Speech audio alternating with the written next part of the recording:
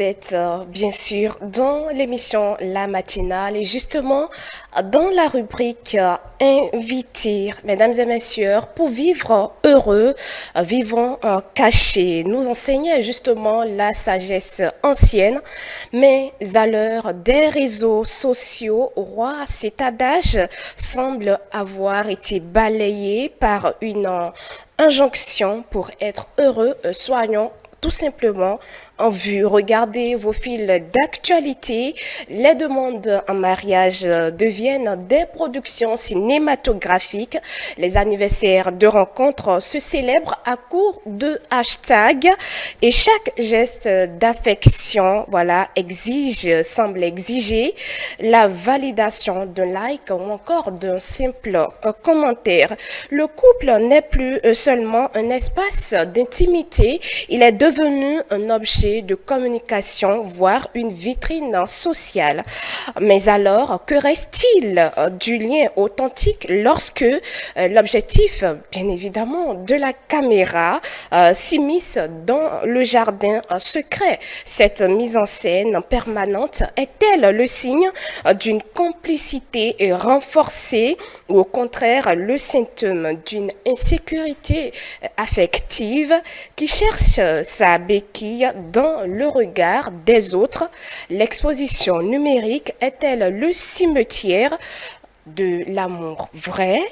Alors, pour disséquer cette société de l'apparence et comprendre les nouveaux codes de nos relations amoureuses, nous recevons aujourd'hui un expert. Il est docteur en sociologie, bien évidemment fin observateur de nos mutations sociales. Docteur Fiacre Anator, bonjour et bienvenue sur notre plateau.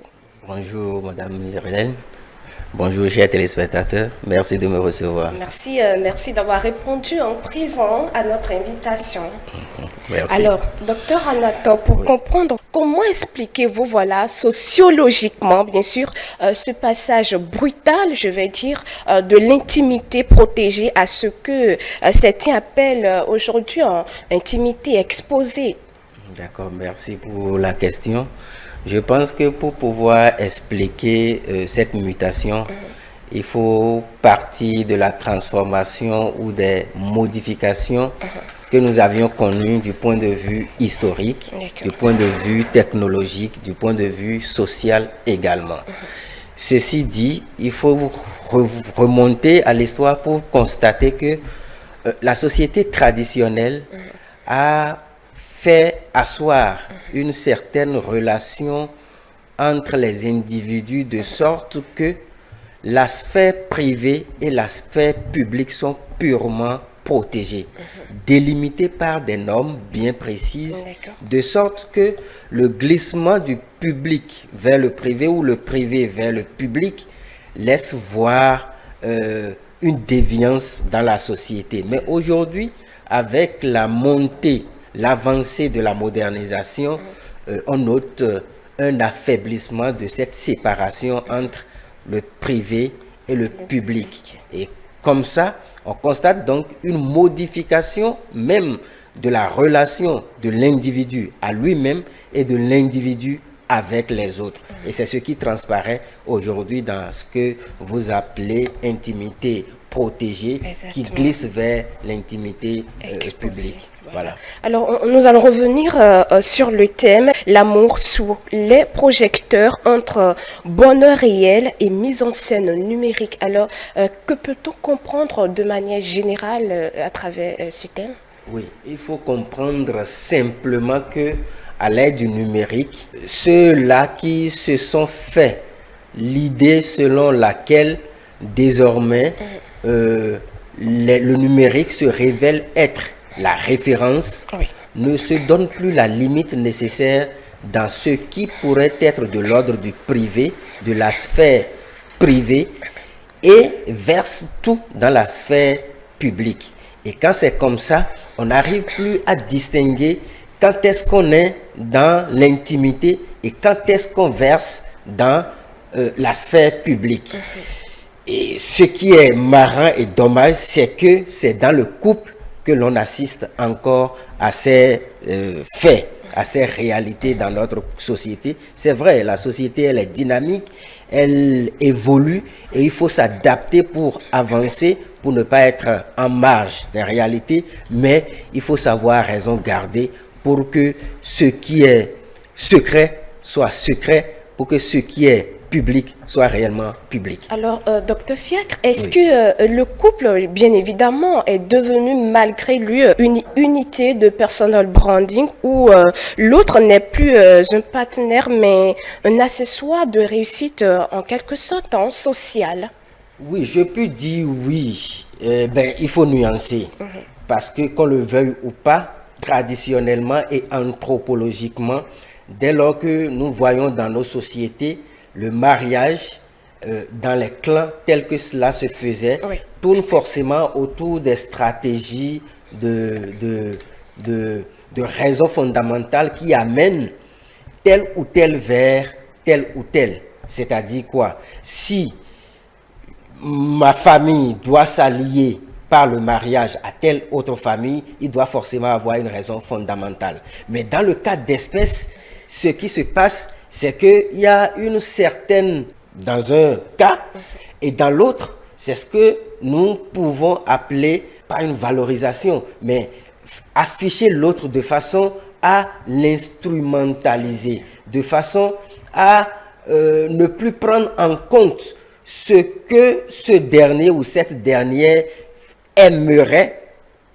rendre visible, mais on le fait sans son avis, sans son consentement, et ça frise de l'instrumentalisation. Ça frise une certaine violation de la personne humaine, ça frise le non-respect de ce qui est intime à l'autre.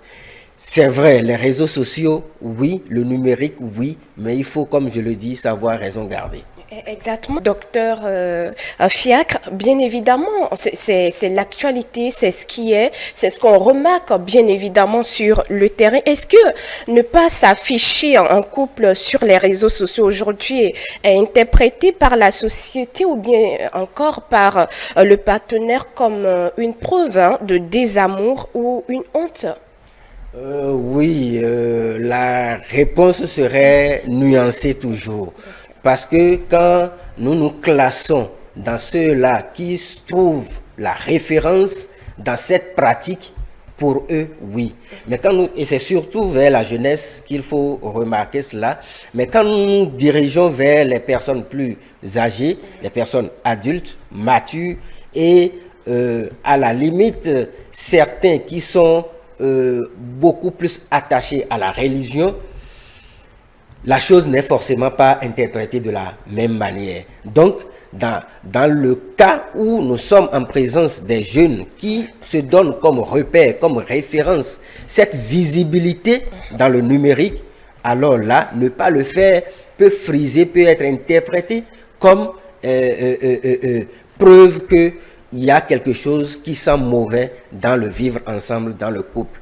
Par contre, chez la catégorie des personnes plus adultes, plus âgées, dont je viens de faire cas, cela se montrera comme une certaine protection de la vie de couple. Cela s'interprète comme une certaine vie harmonieuse, puisque comme on le dit, pour mieux vivre, il faut vivre caché. Donc ne pas mettre tout ce qui se vit, tout ce qui se fait, tout ce qui est vécu dans le couple au grand jour, à travers le numérique, serait une manière quand même de protéger sa relation, protéger son vivre ensemble avec son partenaire ou sa partenaire.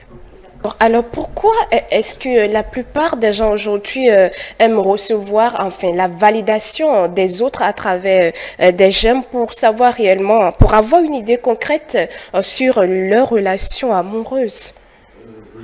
Dit que c'est la dynamique sociale qui amène ça. La société évolue et à force de vouloir être à la mode, on en arrive à cela. Mais il faut noter que fondamentalement, nous devons nous rattacher à notre origine, notre culture et voir ce que dans cette culture nous pouvons pas laisser emprunter pour favoriser l'essor du numérique qui est venu nous envahir heureusement ou malheureusement, parce que l'usage que nous en faisons aujourd'hui nous montre des dérives au point où on pourrait se poser la question, mais pourquoi ça? C'est nécessaire, c'est important, c'est juste l'usage que nous devons en faire qui pourra justifier de son utilité ou de sa malvenue dans le contexte où nous sommes aujourd'hui. Vous parliez tout à l'heure de dérive. Est-ce qu'on peut aller un peu dans le fond de la chose? Oui, ce que j'appelle dérive, c'est de mettre au grand jour tout ce que, a priori, se révèle être de l'ordre de l'intime. Vous avez évoqué, par exemple, une demande en mariage. A-t-on besoin de mettre au grand jour, à la vue de tout le monde, une demande en mariage ou un cadeau d'anniversaire que nous faisons à notre dulciné ou à notre conjoint? À mon avis, ce n'est pas nécessaire, mais ça dépend toujours de la posture dans laquelle l'on se retrouve. Si le faire se révèle être le repère, l'identité, alors on le fera aisément, sans crainte, sans avoir à se reprocher quoi que ce soit. Mais dès lors que l'on se retrouve de l'autre côté, le faire serait avoir le regard désapprouvant des autres dans la communauté. Exactement, docteur. On parlait des dérives. On voit aujourd'hui des couples qui mettent en scène des disputes, puis aussi des réconciliations pour générer de l'engagement. Alors, est-ce voilà le signe de l'émotion réelle qui a été totalement marchandisée dans ce contexte? Oui, bon, je dirais que c'est le signe plutôt d'un malaise. Signe d'un malaise parce que dès lors qu'on s'est réellement réconcilié dans le foyer, est-ce qu'on a besoin du regard du numérique pour s'en convaincre? A priori, non. Oui. Ils se sont exposés au départ. Est-ce que par la suite, ce n'est pas bien de venir encore dire, enfin, ce qui a été par la suite? Oui, puisque on a commencé ainsi, il faut peut-être finir ainsi. Ce que je dis, je le répète, ça dépend de la posture que l'on a. Si au départ, notre repère, notre identité, c'est le regard que les autres à travers le numérique portent sur nous, alors allons-y. Mais dans le cas contraire, ce n'est pas nécessaire, ce n'est pas utile.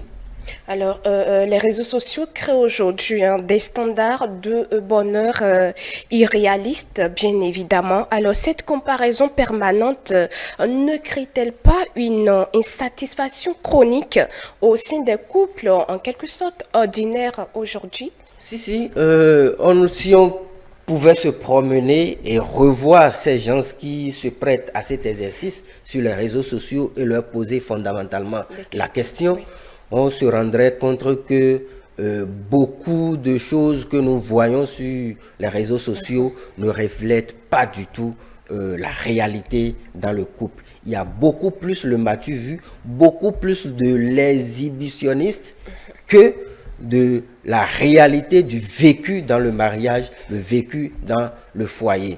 Combien de silences ne sont-ils pas mal interprétés dans le foyer, mais qui, à la face du monde, s'interprètent comme un bonheur, un vivre ensemble très heureux, alors que le fond, c'est tout autre chose. Nous n'allons pas nous fier à l'apparence des réseaux sociaux pour juger.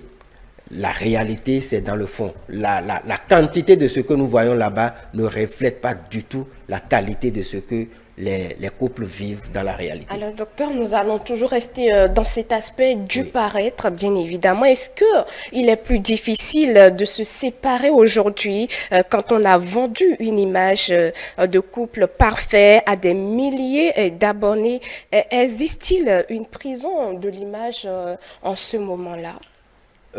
Oui, parce qu'au départ, on s'y est mis, c'est compliqué. Mais pour être fidèle à soi-même, pour être en harmonie avec soi-même et avoir le cœur dégagé, le regard des autres, oui, mais au point où ce que l'on doit vivre soi-même pour son propre bonheur dépendent de cela, c'est vraiment dommage. C'est vraiment dommage parce que nous sommes dans une société aujourd'hui qui bafoue à la limite les normes, les valeurs, le vivre ensemble. Et tout ça amène à ce que on n'arrive plus à contrôler ses désirs, on n'arrive plus à contrôler les actes qu'il faut poser sans savoir que ces actes peuvent être préjudiciables demain. Autant arrêter la saignée ici et maintenant que de se laisser aller et par finir regretter. Exactement, docteur. Arrêter la saignée, mais que faut-il faire concrètement?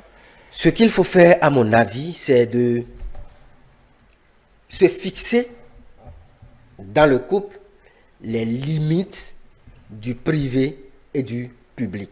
S'entendre pour savoir ce qui est de l'ordre du public et ce qui est de l'ordre du privé. Cela fait, ça permettra à chacun de savoir ce qui est à divulguer et de savoir ce qui n'est pas à divulguer. Et la vie de couple aussi et surtout, c'est un projet commun. Et quand c'est un projet commun, ça veut dire que les objectifs sont des objectifs communs et on s'entend sur les stratégies, les manières à adopter pour que le vivre ensemble soit un vivre ensemble cohérent et harmonieux pour les deux dans le foyer. Alors, docteur Fiacre, l'intimité dans le couple a-t-elle besoin de secrets pour survivre ou la transparence totale est-elle la nouvelle forme, bien évidemment, de confiance? La transparence comme nouvelle forme de confiance, je dis non. On n'a pas besoin d'une transparence de ce genre pour être en confiance vis-à-vis de son partenaire ou de sa partenaire. La transparence, je la préfère entre le couple que cela soit transposé vers l'extérieur. Vers l'extérieur. Oui. Alors, docteur Fiacre, nous tendons justement vers la fin de notre entretien de ce matin. Alors, comment l'exposition des enfants de ces couples que nous voyons aujourd'hui en crise, des stars du web et autres, redéfinit-elle la notion de famille? Oui, ça redéfinit la notion de famille parce que traditionnellement, la famille nucléaire, comme on l'entrevoit, est vraiment un cercle assez restreint, qui n'est forcément pas ouvert au grand public. Le public auquel cela pourrait être ouvert, ce n'est que la grande famille et les contacts personnels que les parents pourraient avoir. Mais aujourd'hui, à l'ère du numérique, cette exposition redéfinit carrément la notion de famille dans la mesure où cette manière de transposer l'espace familial privé sur la scène publique fait jeter un regard assez ouvert des uns et des autres qui ne sont plus forcément de la sphère familiale, de la sphère des amis, de la sphère des contacts, mais on tombe dans un espace assez large et quelles en sont les conséquences? A priori, on ne peut forcément pas maîtriser tout cela aujourd'hui où nous sommes à l'ère du numérique. Une information qui tombe, les secondes qui suivent, se retrouve à des milliers de kilomètres de nous et on ne sait forcément pas les revers que cela pourrait apporter en retour. Même si vous supprimez cela dans les prochaines secondes, automatiquement que vous publiez, cela a été capturé déjà par quelqu'un derrière. Forcément. Exactement. Avant-dernière question, docteur, avant de vous laisser partir. Alors, assistons à une fatigue numérique, voilà, où le luxe de demain sera finalement de rester invisible.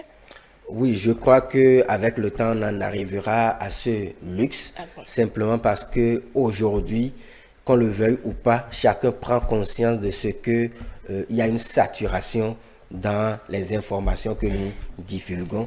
Et à force d'en prendre conscience, on risque, pas qu'on risque, à coup sûr, on en arrivera à ce luxe dont vous parlez. Et ce qui serait réellement utile pour notre société aujourd'hui parce que ce qui se passe sur les réseaux, à la limite, est inquiétant.